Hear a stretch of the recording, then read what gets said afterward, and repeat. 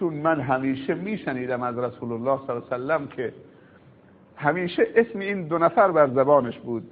اگر بیرون میرفت میگفت خرجت انا و ابوبکر و عمر. اگر داخل میآمد میگفت دخلت انا و ابوبکر و عمر. اگر می نشست، اگه بلند میشد، همه حرف و حدیثش این دو نفر بود.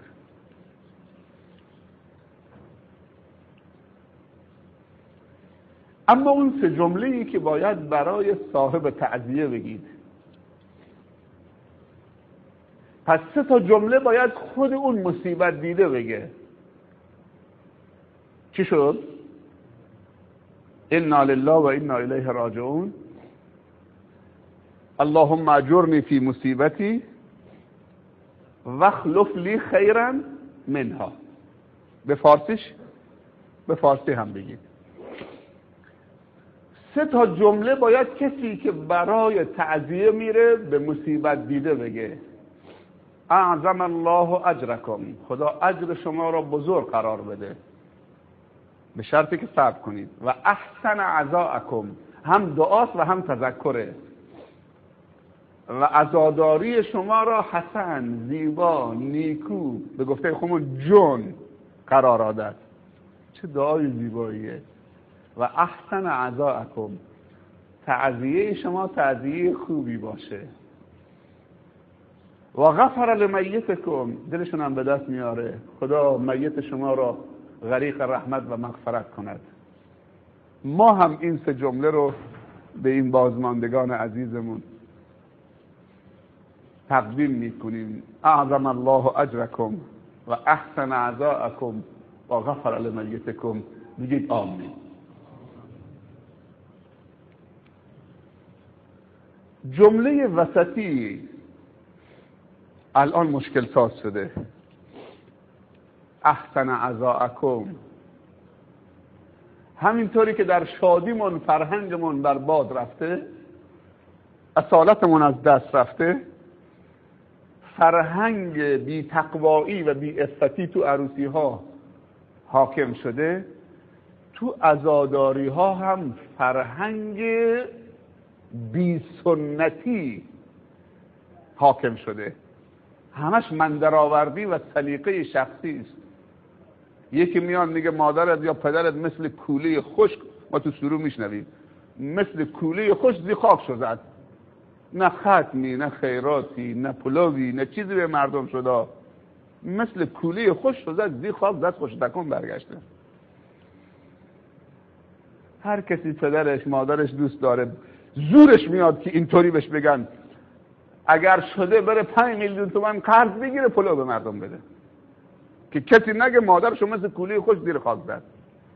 دیگه حرف خدا و رسول خدا براش مهم نیست که آیا این عزاداری طبق سنت خدا و رسول خداست یا نه. عزیزی در محله ما فوت کرده بود. سنته که همسایه ها غذا ببرن، این 3 روز خانواده میت دست به سفید و سیاه نزنه، اصلا آتش روشن نکنن، بنشینن صبحانه نهار شام همسایه ها، حتی اگر صاحب میت و مصیبت میلیونر باشه.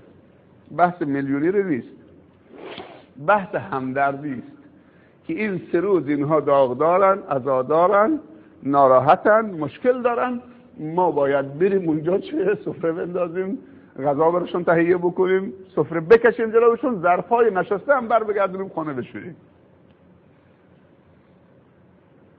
حالا مهمانی از راه دور قوم و خویشاش آمدن اشکال نداره، ولی کل شهر اونجا جمع بشن که پلو خوریست خیلی اشکال داره. خب ما گفتیم که یک روزش هم ما سهم ما بدید بیاریم. وقتی که بردیم اونجا روز جمعه بود، تحویل دادیم، برگشتیم، یکی از بچه هایی که حالا اونجا بود دیگه تا دیگ آوردن داخل، یه زنی بلند شد سر دیگ باز کرد،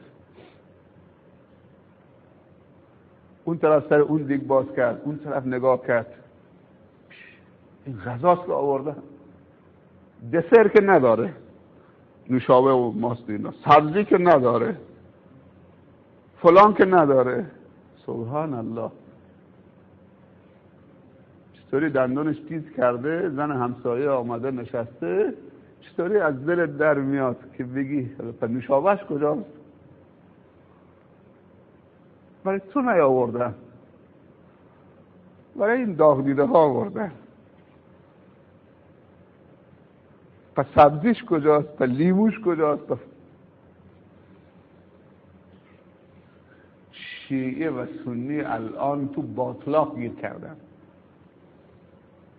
تو 3 تا اسراف: اسراف عروسی، اسراف عزاداری، اسراف حج. پول حج 2 میلیونه، سوغاتیش 10 میلیونه.